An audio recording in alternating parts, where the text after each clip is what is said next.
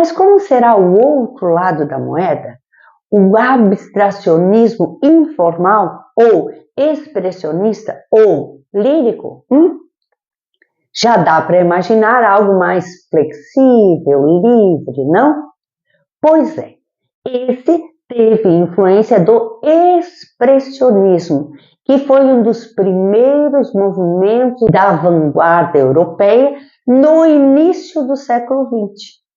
E foca em aspectos subjetivos, valoriza a expressão emocional do ser humano. Vamos ver um pouquinho sobre o expressionismo, então?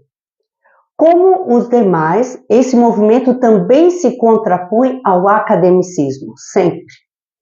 E também contra a sistematização alienante do mundo industrial e principalmente ao impressionismo e sua representação objetiva. Lembra? O impressionismo não tinha espaço para a emoção, pintava o que via e ponto. O expressionismo, por sua vez, valoriza a intuição e o irracional, cria a sua própria realidade que vem do interior para o exterior, por isso, expressionismo. Também teve uma grande influência da Primeira Guerra Mundial e as suas consequências, como a fome, a miséria, o caos, a violência, o desespero e a deterioração moral. Lembra a arte degenerada na Segunda Guerra? A arte reflete a realidade, se não imitando, copiando, reproduzindo a realidade formalmente, ela reflete exteriorizando sentimentos, geralmente com cores fortes e formas bem marcadas. Veja esses exemplos que provavelmente você reconhecerá. O Grito, de Edvard Munch, ou Os Primeiros Animais, de Franz Marc.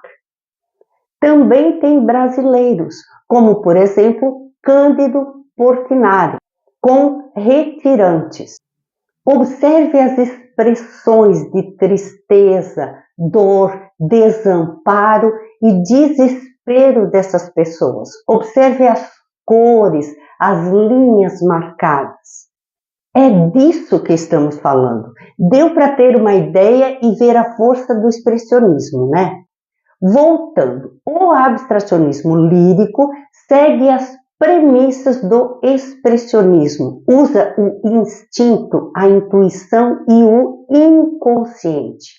Prioriza a necessidade interior na construção de uma obra imaginária, oposto ao abstracionismo geométrico, que é racional. O expressionismo lírico é caracterizado pela presença do sentimento e da liberdade de expressão.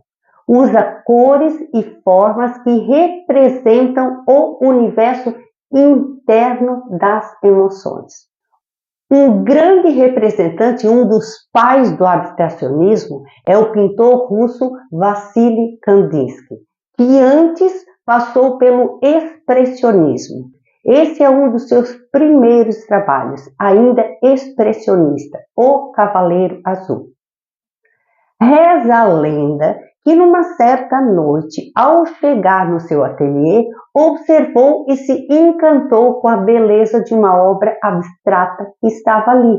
Olhou, curtiu e só depois percebeu que tratava-se de uma de suas próprias pinturas de cabeça para baixo, que pode ter sido esta obra, Cossacos, uma obra semi-abstrata, onde, com linhas, formas e cores, o artista mostra colinas e cavaleiros russos com suas armas, reconhecidos facilmente pelos chapéus cor de laranja à direita.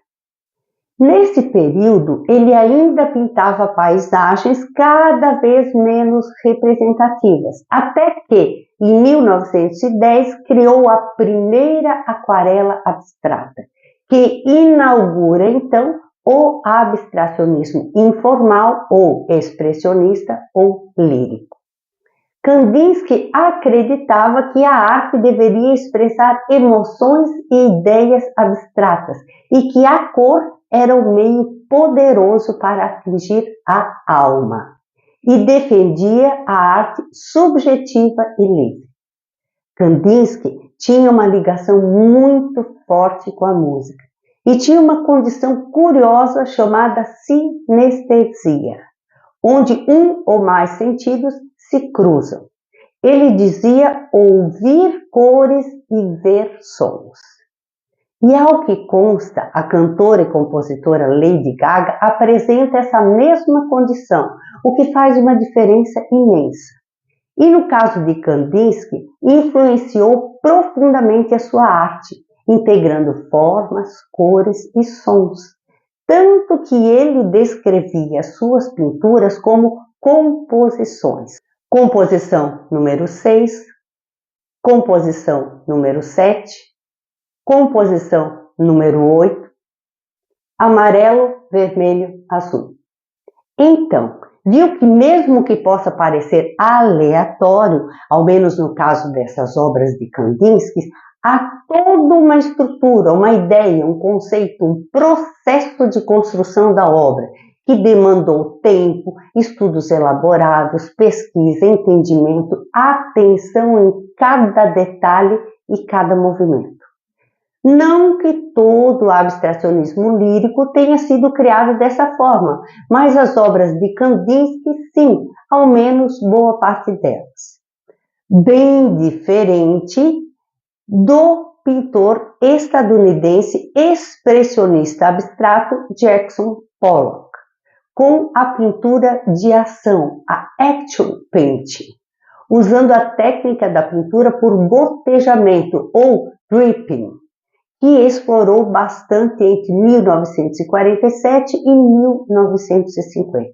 Diferente da pintura de cavalete mais usual, onde o artista aplica a tinta na tela com o uso de pincéis, a técnica de gotejamento consiste em usar uma tinta líquida que é derramada sobre a lona estendida no chão.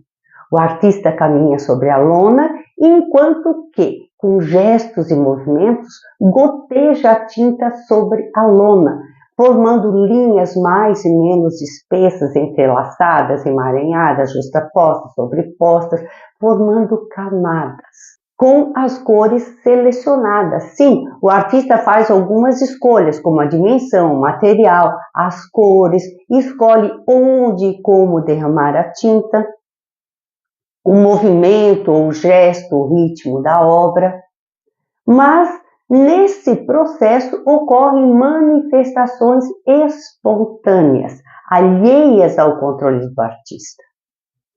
E isso cria efeitos inesperados, variados e surpreendentes que enriquecem a obra. E vamos considerar que uma obra dessas nem o próprio artista conseguiria replicar, o que já confere um valor extra, um plus, além da beleza performática em si. Pollock teve uma carreira meteórica, e quando um crítico influente diz, dei uma olhada e pensei, isso sim é arte extraordinária, e soube que Jackson era o maior pintor que esse país já produziu, e mais elogios ajuda bastante. Pollock foi casado com a também artista abstracionista Lee Krasner, com uma estética parecida em algum momento. No Sentado, Night Flight, número 3, Gaia. Pollock enfrentava problemas com o alcoolismo e faleceu em 1956 aos 44 anos de acidente automobilístico. E Lee Krasner faleceu em 1984 aos 75 anos. Mas o abstracionismo ainda tem outros caminhos, outras facetas, como o surrealismo,